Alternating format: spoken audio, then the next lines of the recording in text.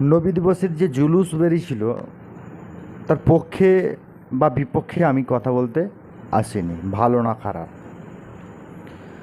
তো আমি বলতে চাইছি, যারা জুলুস বার করেছে, যারা নবী প্রেম দেখাচ্ছে, জুলুসে যত পার্সেন্টেজ লোক ছিল, অধিকাংশ লোকের সুন্নতি দাড়ি ছিল না, সুন্নতি লেবাস ছিল না, সুন্নতি ড্রেস মানে টাকনুর উপরে কাপড় ছিল না। অধিকাংশ ছিল গুটখাখোর, অধিকাংশ ছিল বিড়িখোর, অধিকাংশ ছিল সুদখোর। এটাই কি ইসলামের সৌন্দর্য নয়?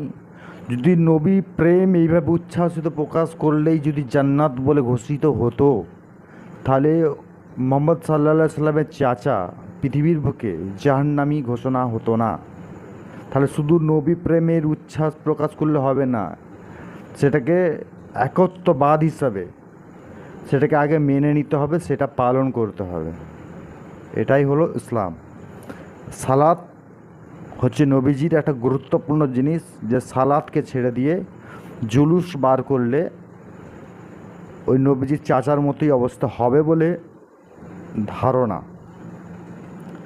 তো এদের যে জুলুসের যে রমরমা, যে দপদপা, যে বক্স, যে লাইটিং, নবীজিকে এরাই আবার লোক বলে নাকি, লোক নাকি এদিকে বড় ভাই বলছে, লোক ছোট ভাই বলছে, নবীকে মানেনি। এরা নিজেরাই নবীজিকে একটা সাধারণ ব্যক্তি হিসেবে মনে করছে। কোনো দিন তো এরা জন্মদিনে কেক কাটবে বলে আমার মনে হয়।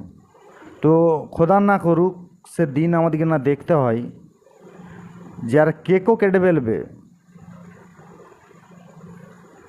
জুলুস করছে, নামাজের ওয়াক্তের পর ওয়াক্ত চলে যাচ্ছে, কোনো গুরুত্বপূর্ণ কিছু নেই, নাত এবং গজল চলছে। নবীজি যে মিউজিক, যে বক্স, যে আওয়াজের খেলাফ ছিলেন, এবং পরিবেশে ইসলামের জন্য কারোর ডিস্টার্ব হোক, এটা নবীজি কখনোই চাইতেন না। কেন? এটা ইসলামের সৌন্দর্য নয়।